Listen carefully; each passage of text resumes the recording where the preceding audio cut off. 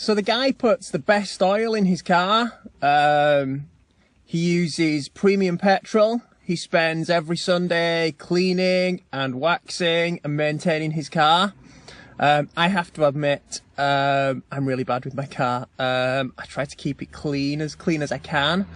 But in terms of maintaining it, it can often be found with hardly any oil in, can often be found with not enough water in, or just general maintenance. I never send it for a service.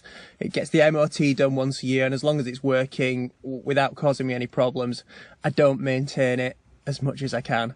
I should do, and it's something on my goals list or to-do list that I should try and maintain it better.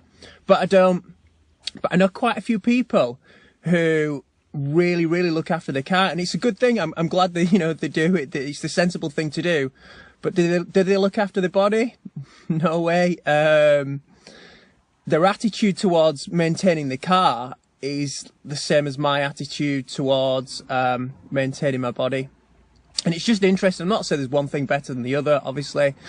I think it's pretty apparent that you should be more interested in having a functioning body than a car. But it's just really interesting to see two different attitudes towards maintenance. Yes, I need to look after my car a bit better. But it's interesting that some people really pay attention to maintaining the car, but really they don't even think about maintaining the body. It's just weird, and I just want to share that observation.